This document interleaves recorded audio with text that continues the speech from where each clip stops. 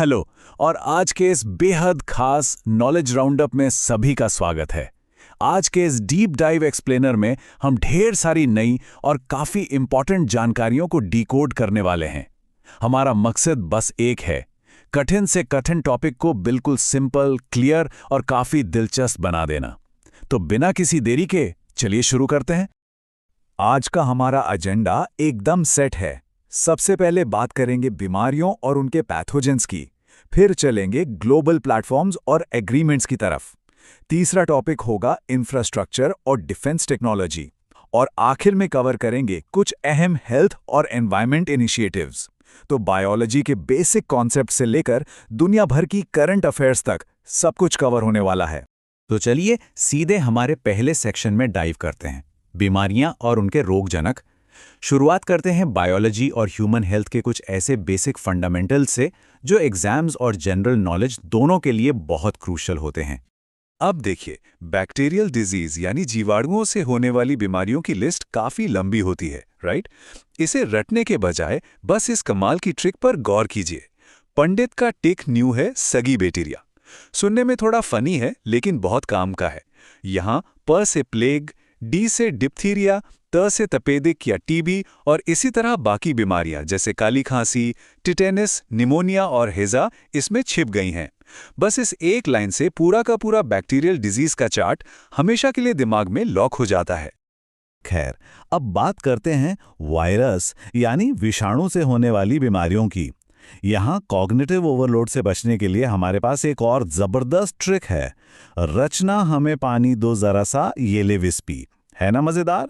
इसमें RA से rabies, CH से चिकन पॉक्स, H से हेपेटाइटिस, E से एबोला और D से डेंगू शामिल हैं।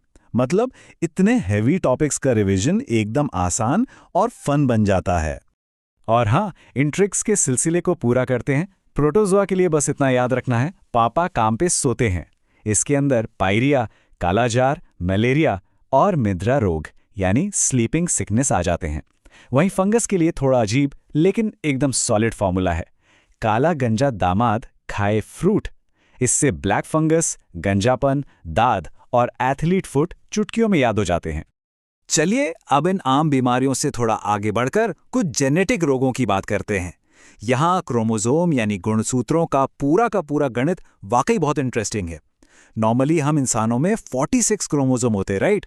लेकिन क्लाइनफेल्टर सिंड्रोम में एक एक्स्ट्रा एक्स क्रोमोसोम आ जाता है, यानी 44 प्लस XXY, जिससे टोटल हो जाते हैं 47।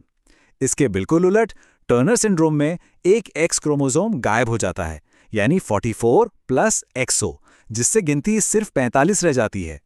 बस यही एक क्रोमोसोम का हेरफेर इन दोनों बीमारियों को एक दूसरे से एकदम अलग कर देता है।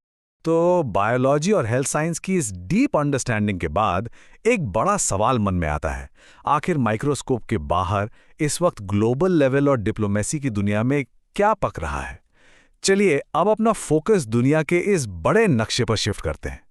सेक्शन 2, ग्लोबल प्लेटफॉर्म्स और एग्रीमेंट्स। आइए देखते हैं कि इंटरनेशनल डिप्लोमेसी के मोर्चे पर फिलहाल क्या हलचल मची हुई है।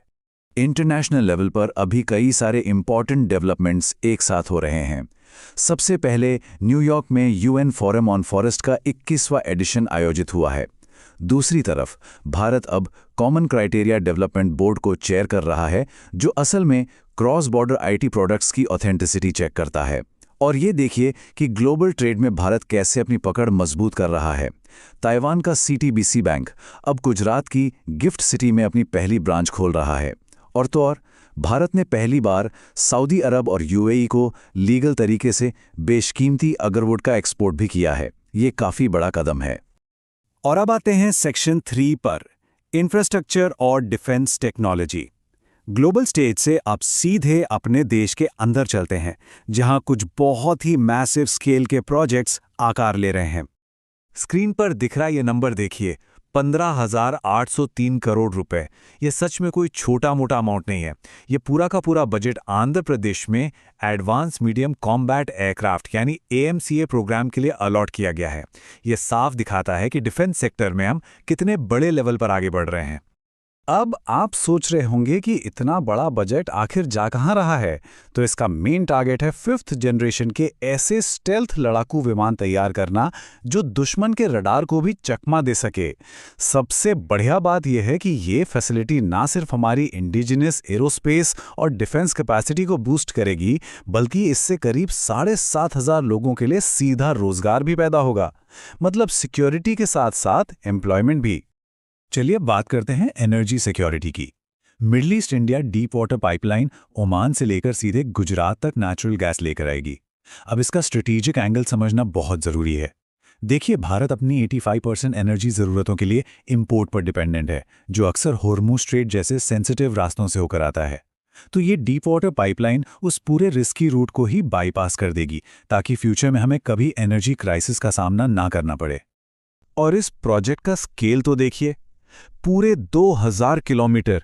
जी हां, अरब सागर की गहरी खाइयों से होकर गुजरने वाली ये अंडर सी गैस पाइपलाइन 2000 किलोमीटर लंबी होगी।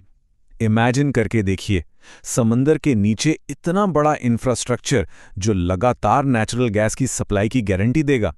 एनर्जी के मोर्चे पर बस इतना ही नहीं है, सेंट्रल कैबिनेट ने कोल गैसिफिकेशन स्कीम के लिए 37,500 करोड़ रुपए का एक और बड़ा बजट पास कर दिया है। इसका सीधा सा फंडा है लिग्नाइट कोयले को सिन गैस यानी सिंथेटिक गैस में कन्वर्ट करना। ये एक ऐसा ऑल्टरनेटिव है जो काफी क्लीनर है और फ्यूचर की एनर्जी नीड्स के लिए बहुत इंपॉर्टेंट होने वाला है। ट्रांसपोर्टेशन की बात करें तो यहाँ एक काफ़ी इंटरेस्टिंग कंपैरिजन है। एक तरफ है इंडिया का पहला बुलेट ट्रेन प्रोजेक्ट जो अहमदाबाद से मुंबई के बीच काफ़ी ज़ोर शोर से बन रहा है, और दूसरी तरफ है हाल ही में अप्रूव हुआ देश का पहला semi high speed railway corridor. ये नया प्रोजेक्ट अहमदाबाद के सरखेज से शुरू होकर धुलेरा तक जाएगा, जिसकी कुल लंबाई 134 किलोमीटर होगी। ये देखना वाकई शानदार है कि कैसे ये नया कॉरिडोर हमारे इस पूरे ट्रांसपोर्टेशन नेटवर्क के बड़े से पजल में एकदम फिट बैठता है।